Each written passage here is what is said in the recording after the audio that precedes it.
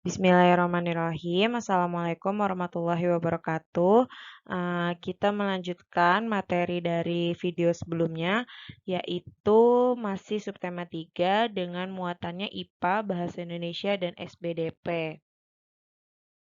Oke, penyebab gangguan atau penyakit pada otot yang pertama itu adalah pembawaan sejak lahir, yang kedua infeksi bakteri atau virus, lalu yang ketiga adalah kebiasaan yang salah. Jadi, kalau pembawaan sejak lahir itu biasanya dia terdapat kelainan di dalam ototnya. Kalau infeksi atau bakteri atau virus itu tadi di pertemuan sebelumnya sudah dijelaskan tentang penyakit yang disebabkan oleh bakteri, yaitu contohnya tetanus yang disebabkan oleh bakteri Clostridium tetani. Lalu ada kebiasaan yang salah, misalnya teman-teman menulis terlalu membungkuk atau terlalu miring. Ya, seperti yang kemarin ada skoliosis, lordosis, kifosis gitu ya. Nah, menjaga organ gerak itu sebenarnya bisa dilakukan sejak kecil.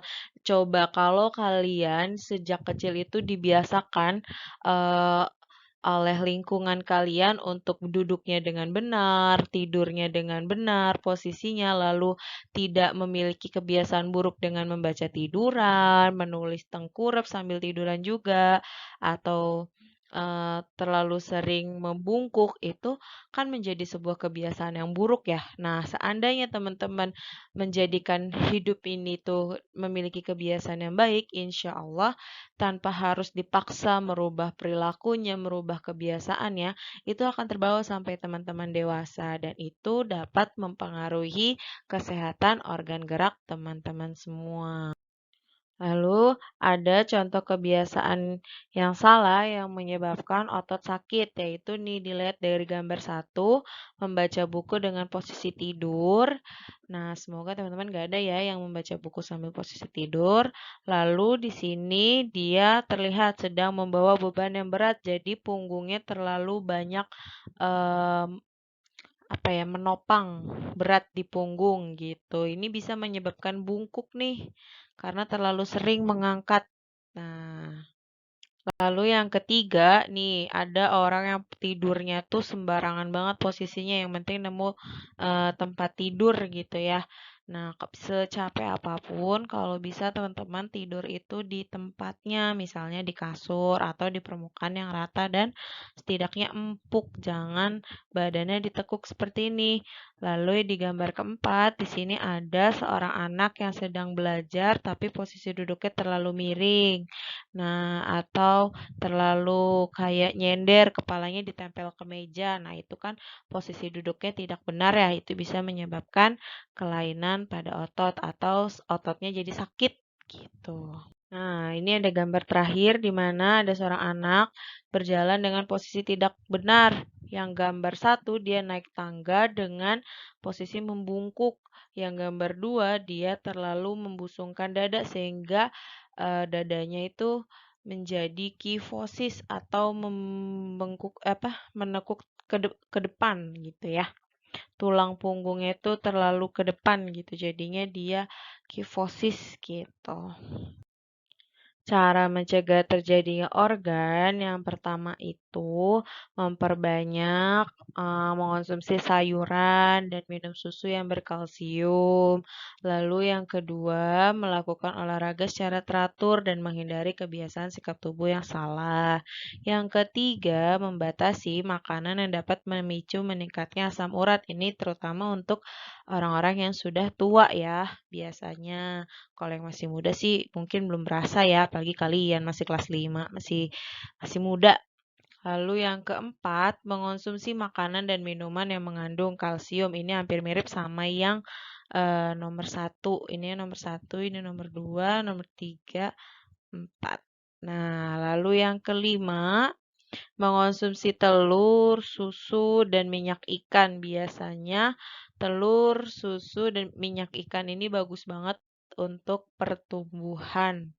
Terus serta berjemur di pagi hari. Manfaatnya berjemur di pagi hari itu selain membantu untuk menyembuhkan corona, itu bisa membantu menambahkan vitamin D di dalam tubuh. Jadi bagus buat tulang.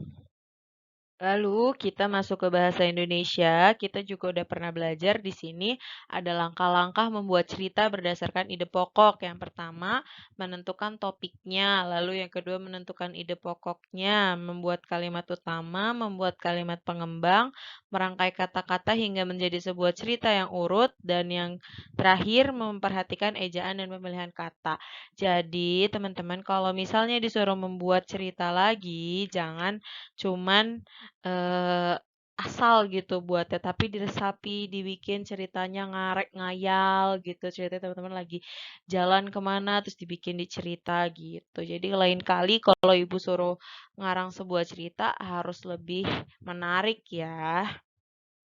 Nah, yang terakhir, kemarin kalian kan udah bikin komik, tapi komik yang kalian buat hanya menambahkan balon kata. Nah, di sini kalau misalnya nanti ada tugas membuat komik lagi, yang pertama harus membuat temanya dulu.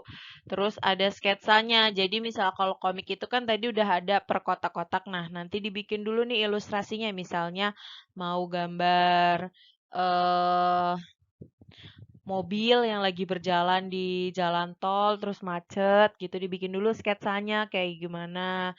Lalu ada tinta sama coloring. Nah, ini tuh mungkin sama ya warnanya. Kalau tinta itu mungkin lebih ke eh diberi sama-sama memberi warna pokoknya supaya lebih menarik lah di dalam komik itu. Lalu membuat teks. Nah, maksud dari teks ini adalah membuat balon kata gitu. Oke, berakhir sudah pembelajarannya hari ini. Tapi Ibu pesen untuk hari ini teman-teman tematiknya fokus dalam menyelesaikan tugas dari subtema 1, subtema 2, dan subtema 3. Karena hari Senin kita akan diadakan penilaian harian subtema 2 dan 3. Jadi Ibu harap hari ini sudah hari Jumat, sudah selesai semua tugasnya. Maksimal jam 2 siang kemarin sudah eh jam 2 siang kemarin sudah disepakati sama teman-teman sendiri ya di Google Meet ya. Oke, Ibu ucapkan jazakumullah khairan kasiron. Wassalamualaikum warahmatullahi wabarakatuh.